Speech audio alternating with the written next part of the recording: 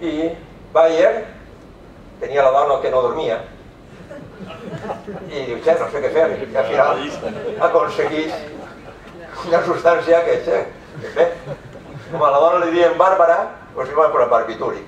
Per això és el que tenim, els barbitúrics. L'electricitat i l'electromagnetisme. Un altre camp en el que vam donar passos importantíssims. Hertzsted, Ampère, també el galvanòmetre, l'electroimant, els transformadors i els generadors, Henry en el motor elèctric, Joule, efecte Joule, pèrdua d'energia cada volta que enviem per l'electricitat. Termodinàmica, és el moment en Carnot, en Hess, la termoquímica, dir que tot allò que serveix per explicar també els canvis, diguem, en els objectes, també serveix en allò íntim de la química, fer la termoquímica, aplicar les mateixes lleis. També Helmholtz o Kelvin, un xiquet als 10 anys que l'accepten ja en la Universitat de Glasgow, un geni autèntic. La llicència i comença a anar a classe també, jovenet, un adolescent. Kelvin, Clausius, la segona llei, o Maxwell, la teoria cinètica dels gasos. En geologia, Cuvier, en catastrofisme, funda la paleontologia. És un moment extraordinari en què van trobant-se ossos i ja començant a donar-se la idea que això, aquests ossos, són d'animals gegantins, que a més antiquíssims, que a més estan en estrats diferents. I quan acaba un estrat i estan els ossos, en el següent hi ha uns altres, qual cosa provoca també una mena de trasbalsament religiós. Diu, si suposaven que Yahvé s'havia carregat a tots en el diluvi universal, pareixia que no ha sigut una volta, ha sigut de tira. El tal Yahvé se dedica a crear i després es carrega, i després crea i després es carrega. Diu, què li passa? Té alguna espècie de no sé, patologia? I això comença a crear una sèrie de dubtes, a més raonables. Una paleontologia en què els ossos, ja dic, tornen a, ja s'interpreten com a animals, no com a un individu gegant, tan gegant, que podia travessar els rius, i la mitologia catòlica havia dit que aquest individu gegant que travessava els rius portava també a Jesuset, que portava al Crist, i travessar el fort, el Cristòfor, el Cristóbal, era el que travessava, i ara ja el tenim de patró d'autoescoles i de camioners i de taxistes perquè transporta. I clar, però cada volta que te trobaves un tros de fèmur així agrandat, dius, hòstia, tu, esto deu de ser un gegant. I dius, mira, Cristòfor, què ha passat per aquí? Per això, a les rutes de dinosauris trobarem moltes ermites a Sant Cristòfor. Normal, allà està bé.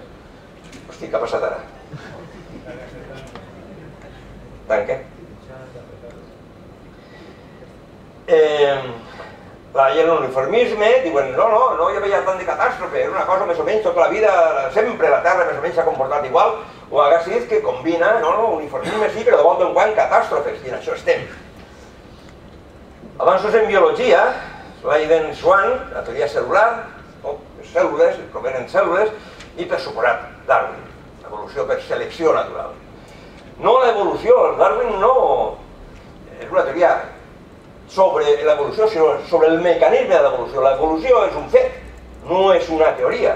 No hi ha cap prova que contradiga el fet que les espècies han variat. El que proposa Darwin és una teoria, una explicació de com, de per què està passant l'evolució. Mendel, genètica, 1900, un monjo, Agustí, en Brno, allà en Txèquia, escriu en una revista del poble, com el que diu, i desapareix, passa com lo de Avogadro, ningú se n'entera, com el que diu. Anys després, 1900, tres investigadors, de Brit, Correns, Chemas, diuen, sí, hem descobert les lleis de la genètica, però alerta, hi havia una persona que ho havia fet abans, un monjo, allà en Txèquia. Cosa que els honra, evidentment, ja els seus noms són recordats i homenatjats. Però era un moment en el que... Ei, tanques, el següent, pàgina. que passaven moltes més coses, no únicament de la ciència. Aquestes expedicions a anar-se'n a Àfrica a voltes tenien resultats tràgics, eren expedicions de poca seguretat. I una d'elles, l'expedició de la Medusa, francesos que van a Senegal a colonitzar-la, i s'afonen,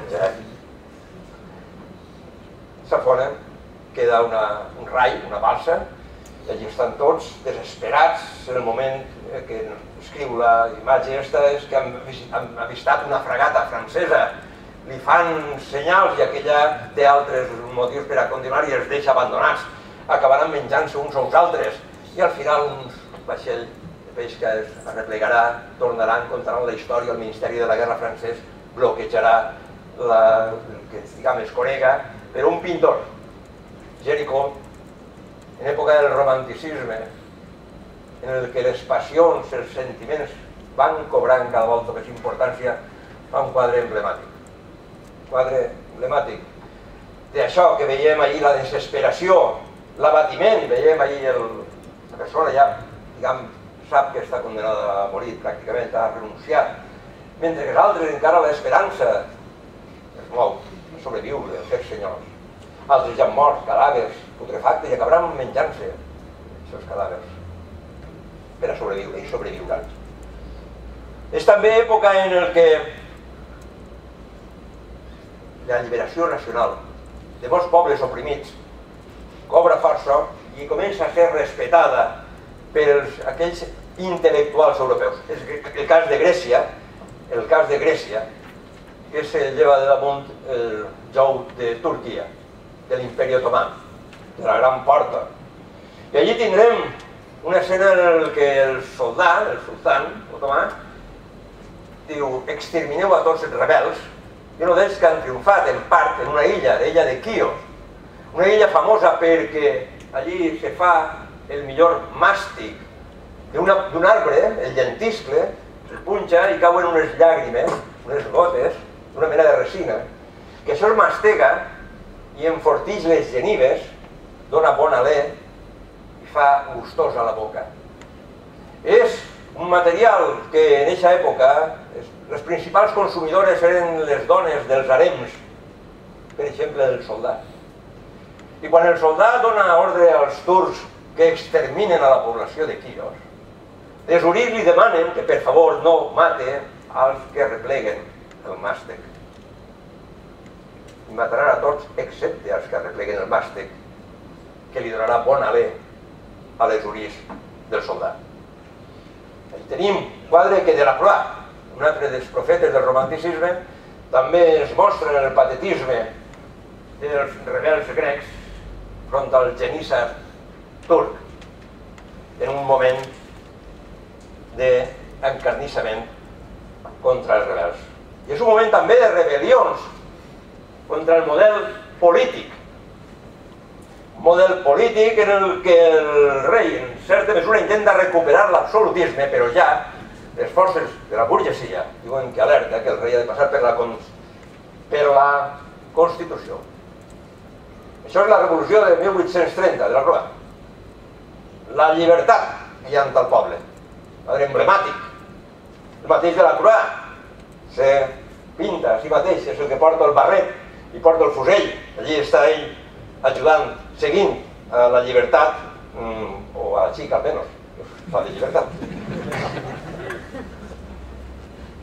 Doncs bé, aquesta revolució portarà l'últim rei, el darrer rei francès, que ja serà constitucional, però després d'això haurà una altra revolució en 1848 i ja entrarem en la República Francesa, que ja no ha abandonat, bueno, canviar república, també ha assegurat les altres. Però si volem simbolitzar en gran mesura el gran canvi tècnic que es va produir en aquesta fase de la primera revolució industrial, potser el quadre que millor ho representa siga des del meu punt de vista. El lluitador temerari, el vaixell que hi ha ahí darrere, el darrere de Trafalgar, el terror dels mars, el que havia vençut a les forces combinades franco-espanyoles,